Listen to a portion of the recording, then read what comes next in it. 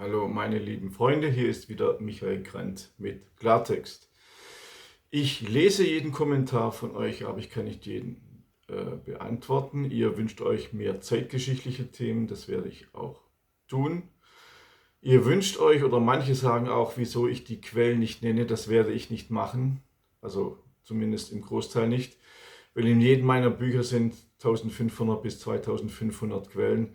Ich kann nicht nach jedem Satz sagen, so, jetzt unterbreche ich mal kurz, jetzt sage ich euch die Quelle, das ist absolut irrsinnig. In meinen Büchern sind alle Quellen angegeben. Heute mache ich wieder ein Video zur SPD. Ich habe ja schon ein paar Videos gemacht, weil dieses angebliche Bollwerk gegen rechts geht mir wirklich absolut gegen den Strich und ich werde wirklich aufklären, was die SPD in Wirklichkeit war und dass es ganz anders war, wie sie sich heute verkauft. Meine Videos wurden bisher von den roten Genossen nicht beanstandet, weil sie auch die Quellen nicht widerlegen können, die alle in meinen Büchern angegeben sind, wie ich bereits gesagt habe.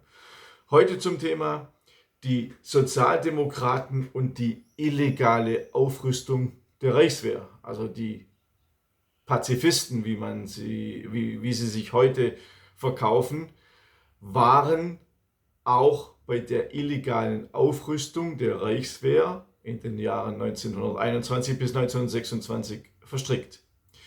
Doch zunächst muss ich auf den Ersten Weltkrieg zurückkommen. 1914, wir dürfen zunächst nicht vergessen, dass die sich auch heute so pazifistisch gebenden Sozialdemokraten auch die Kriegskredite für die Reichswehr im Jahr 1914 bewilligt hatten, ohne die Kaiser Wilhelm II. Keine Feldzüge hätte führen können. Also auch hier waren die Genossen gleich mal dabei.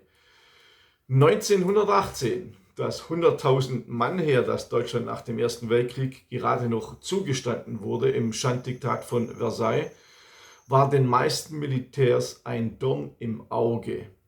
Denn es gab lediglich eine 7-Divisionen-Armee, deren Waffen- und Munitionsvorrat gerade mal ausreichte, eine polnische Invasionstruppe eine Stunde lang aufzuhalten. Also total lächerlich. In den Jahren 1920 bis 1927 projektierte der Chef der Heeresleitung, General Hans von Seeckt, schon bald eine Armee in Stärke von 63 Divisionen. Dazu formulierten sich illegal paramilitärische Organisationen der Rechten, verschiedene Rüstungsfirmen und zwielichtige Auslandsverbindungen zur sogenannten Schwarzen Reichswehr. Schon seit Mitte der 1920er Jahre hatte die Reichswehr unter Umgehung des Versailler Vertrages aufgerüstet, und zwar mit Hilfe der Roten Armee im Rahmen eines Geheimabkommens. Auf Betreiben des Reichswehrchefs von Seeckt und in Kooperation mit dem Zentrumskanzler Wirth richtete das Kriegsministerium 1922 eine Sondergruppe R gleich Russland, ein.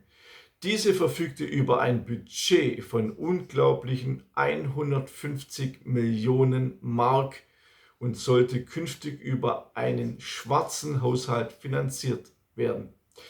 Der damalige Reichspräsident Friedrich Ebert, SPD, verzichtete auf eine Intervention dagegen, obwohl er von Anfang an darüber informiert war und obwohl dies in seiner Stellung als Oberbefehlshaber der Reichswehr durch den Artikel 47 der Weimarer Verfassung durchaus möglich gewesen wäre. Also, zunächst einmal wird verheimlicht, dass der SPD-Reichskanzler Ebert die illegale Aufrüstung und den Bruch des Versailler Vertrages hinnahm. Der Sozialdemokrat Philipp Scheidemann enthüllte die illegale Zusammenarbeit der Schwarzen Reichswehr mit Sowjetrussland am 16. Oktober 1926 im Reichstag und machte genaue Angaben. Hans von Seeckt, Chef der Heeresleitung, hatte bereits im September 22 in einer geheimen Denkschrift an den damaligen Reichskanzler gefordert, Deutschland solle sich seine Stärke auch aus dem Osten holen. Dazu sollten private deutsche Unternehmen die russische Rüstungsindustrie entwickeln und andere russische Wünsche auf militärtechnischem Gebiet erfüllen, und zwar unter weitgehender Ausschaltung der Regierung. Zur Tarnung dieses geheimen Aufrüstungs- und Kooperationsprogrammes mit den Russen wurde eine Firma mit dem Namen Gesellschaft zur Förderung gewerblicher Unternehmen, GFU, gegründet. Geführt wurde es von einem Vertrauensmann Segts, Major Tschunke. Fortan wurden auf russischem Boden Junkersflugzeuge gebaut und Artilleriemunition gefertigt. Die Militärs beider Länder unterhielten zudem gemeinsame Ausbildungsstätten, ein Zentrum für Fliegerausbildung und fliegertechnische Eroberung in Lipsek sowie die Schule für Kampfgastechnik und Ausbildung in Tomka bei Saratow und die Schule für Kampfwagenausbildung und Technik in Kasan. Finanziert wurde diese geheime Militär- und Aufrüstungspolitik durch Mittel eines Geheimfonds, ich habe es schon erwähnt, der größtenteils der Kontrolle der Regierung entzogen war. Die jährlichen Ausgaben betrugen 10 Millionen Mark. Auch als Generalleutnant Wilhelm Haye 1926 auf Segt folgte, wurde die illegale Rüstung gegenüber dem Reichstag verschleiert. Die Abwicklung der Gelder wurde intern durch einen Staatssekretärausschuss geregelt, was eine klare Verletzung der Verfassung darstellte, denn das Kontrollrecht über den Staatshaushalt stand lediglich dem Reichstag zu. Der SPD-Mann Scheidemann machte mit seinen Enthüllungen später vielleicht ungewollt klar, dass auch sozialdemokratische Abgeordnete durch die Bewilligung verschleierter Rüstungsausgaben die geheime Aufrüstungspolitik, sprich einen Verfassungsbruch, ermöglichten. Dass die sozialdemokratischen Abgeordneten die Mitschuld für eine umfassende Modernisierung der Reichswehr durch den Aufbau einer Luft- und Panzerwaffe und die Testung von Möglichkeiten für Giftgaseinsätze trugen. Verschwiegen wird also, SPD-Abgeordnete trugen die Mitschuld am Aufbau und der Modernisierung der Reichswehr. Besonders galt das für die Luftwaffe, für die in Sowjetrussland zahlreiche Prototypen entwickelt wurden. Für den späteren raschen Aufbau einer Luftwaffe durch die NS-Regierung war außerdem von zentraler Bedeutung, dass sie auf mehr als 100 in der UdSSR hervorragend ausgebildete Fluglehrer zurückgreifen konnte. Gleiches gilt für die Führung der Panzerwaffe. Der Bonner Historiker Manfred Zeitler listet detailliert auf, dass aus den in Sowjetrussland ausgebildeten Militärs mindestens 20 Generäle der Luftwaffe hervorgingen. Zeitler resümiert, ich zitiere: Dadurch hat die Republik von Weimar, also mit Hilfe von SPD-Abgeordneten, in stiller und systematischer Arbeit dem Dritten Reich die Voraussetzungen dafür beschert, innerhalb weniger Jahre moderne Streitkräfte schaffen zu können. Verschwiegen wird, auch SPD-Abgeordnete machten die spätere schnelle Aufrüstung Adolf Hitlers möglich.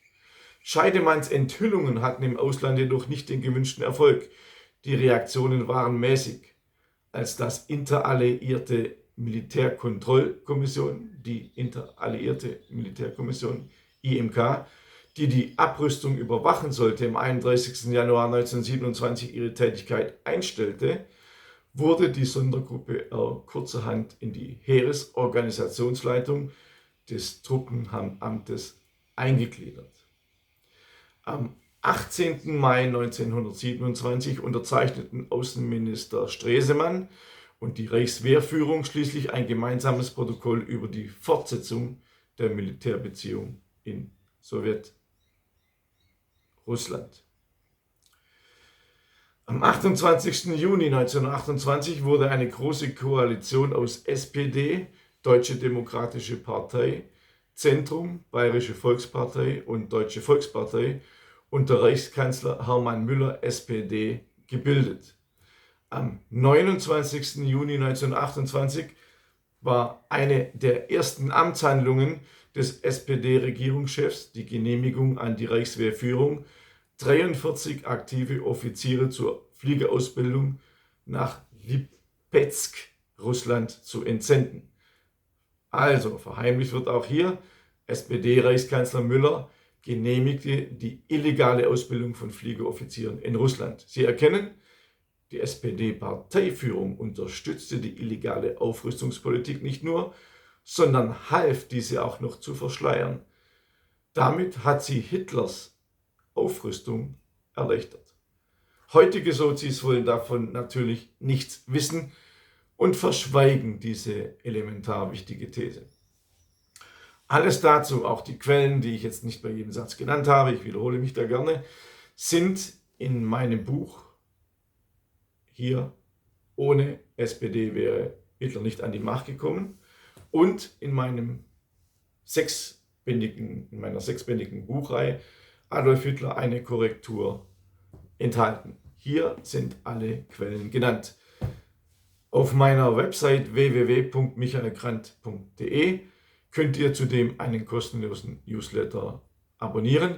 Jede Woche gibt es einen neuen Artikel zu zeitgeschichtlichen Themen, aber auch zu aktuellen. Ich wünsche euch alles Gute, bis zum nächsten Mal, euer Michael Grant.